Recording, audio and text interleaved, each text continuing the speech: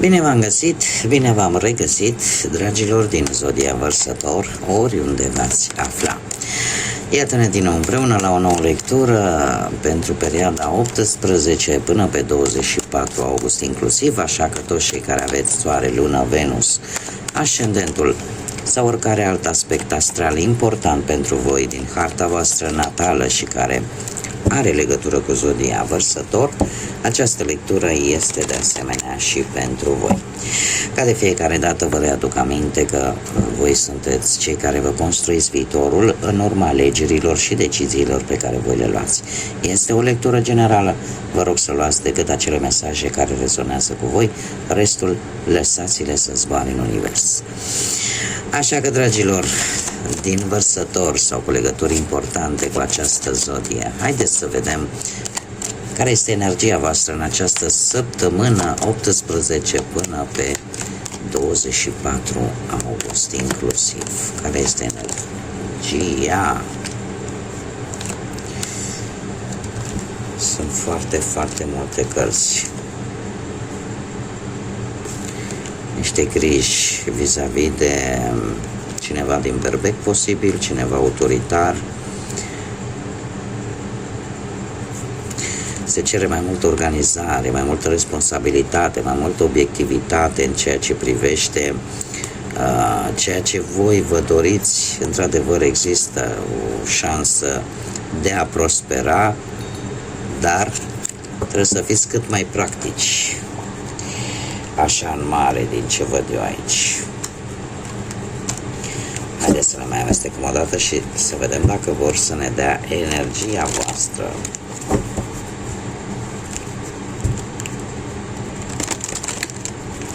Hai să vedem care e energia, dragilor mei, din Vărsător în această săptămână.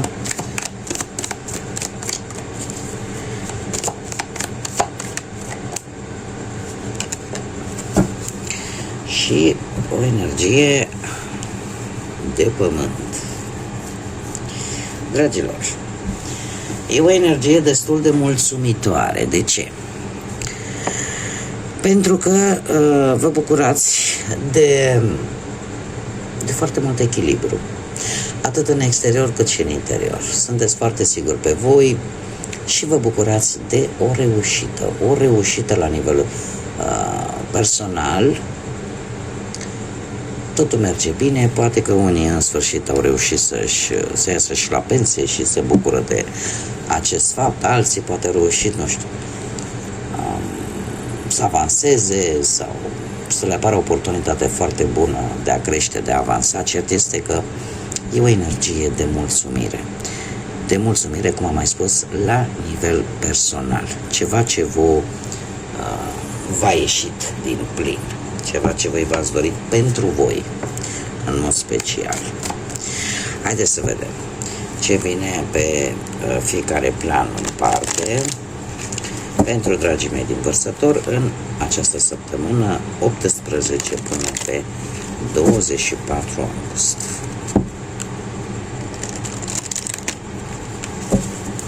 Să vedem.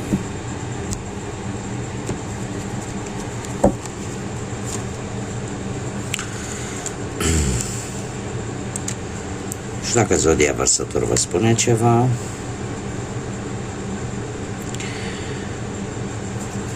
sau sunteți chiar voi. Este foarte interesant. Avem steaua. E ceva într-adevăr aici care vă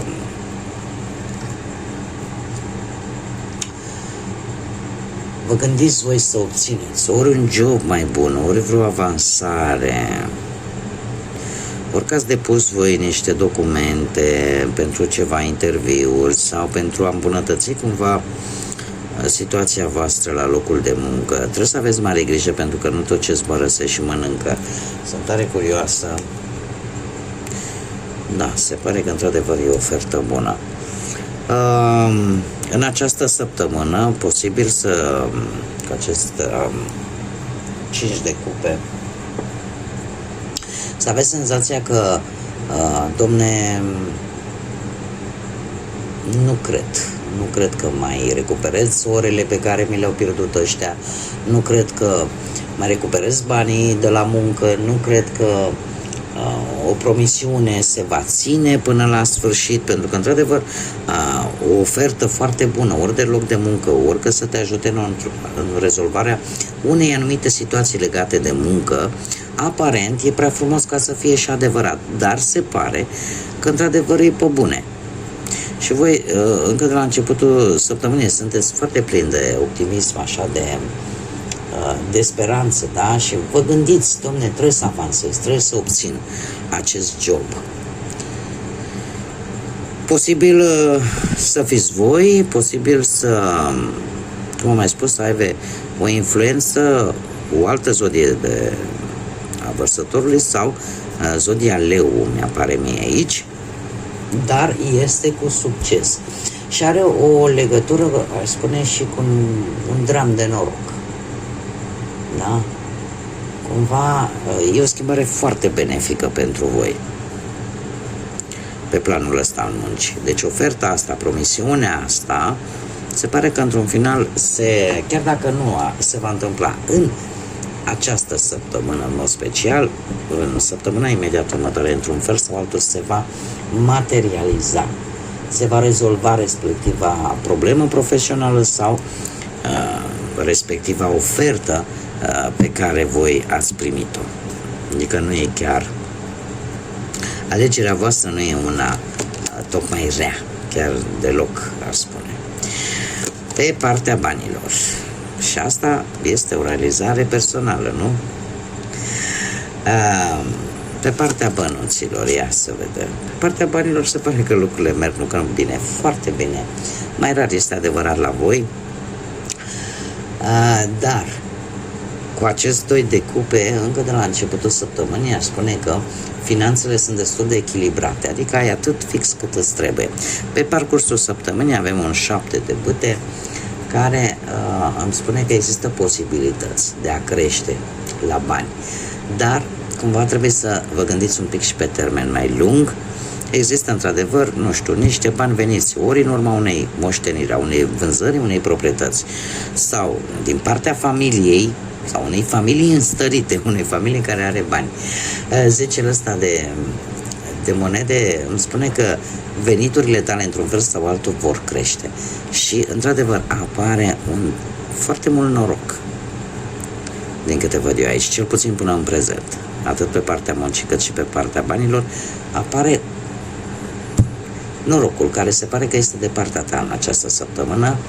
Și trebuie să vă spun că posibil să vină și niște bani din trecut sau pur și simplu venituri care vin în funcție de ce nevoie ai tu și care te pot ajuta să obții ceea ce tu ai nevoie în această săptămână. Deci banii nu vor lipsi.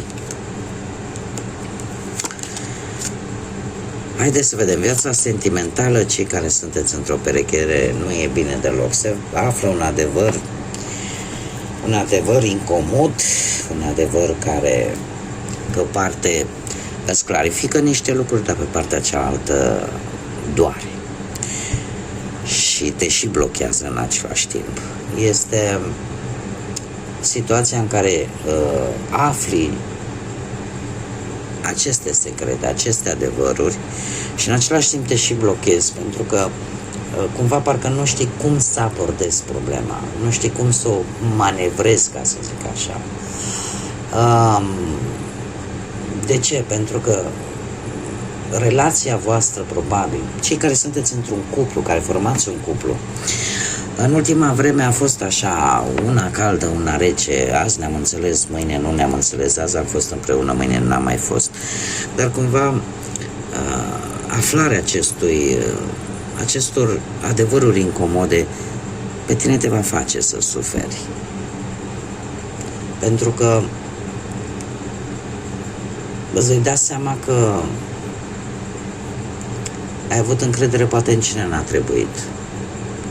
Sau îți vei da seama că ai făcut o alegere mai puțin inspirată. Și acum, desigur, consecințele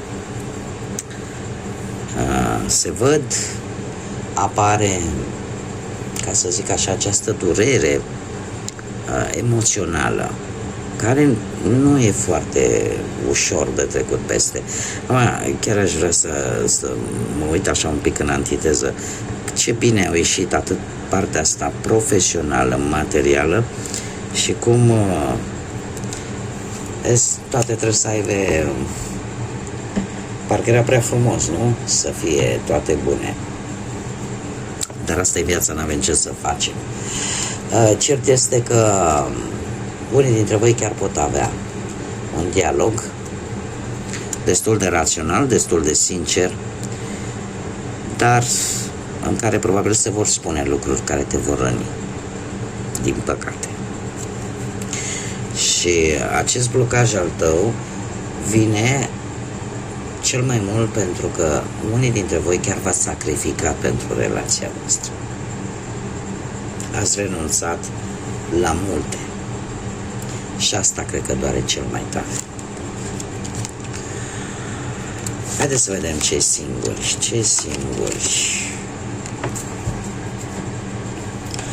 Cei singuri, de asemenea, avem zodii de foc, Berbecleu Săgetător, avem zodia Pești. Dragilor, nu știu dacă voi ați cunoscut pe cineva poate mai tânăr decât voi, sau cu o atitudine mai tinerească, așa, care îi place așa să iasă în evidență, cineva plin de acțiune, foarte energic. E cineva care vă cam atrage. Totuși, nu sunteți voi în clar, domne, ce fac? E o iubire de vară sau e ceva serios? Poți să fie cineva chiar de pe la locul de muncă sau din zonă. Nu cred că este cineva pe care nu l-ați mai cunoscut până acum. Într-adevăr, apare un as de cupe, apare o invitație. Acum este ceva destul de intens și apare această umbră a unui nou început. Această confirmare că, domne, s-ar putea să avem ceva. S-ar putea să înceapă o idilă între voi. Dar luna, de la sfârșitul mesajului, îmi spune totuși că e ceva care vă neliniștește. Sunt anumite lucruri care voi nu le vedeți foarte clar și asta vă pune într-o situație de nesiguranță, într-o situație de teamă de necunoscut, aș spune. Uite, mai scot încă o carte, că nu le-am amestecat. Dar de ce aveți voi această stare? Păi, uite, pentru că în momentul, cred că o să primiți o invitație și e posibil că această invitație să nu o puteți onora.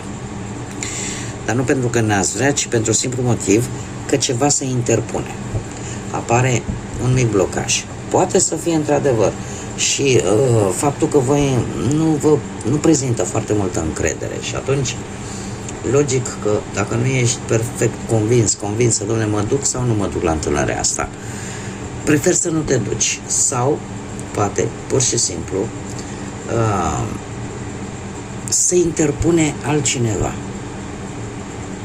Apare cineva care se pune contra vântului. Chiar în ultimul moment apare un inconvenient. Acum, haideți să vedem și un mesaj general pentru voi, dragilor, din Vărsător, pentru această săptămână cuprinsă între 18 și 24 august.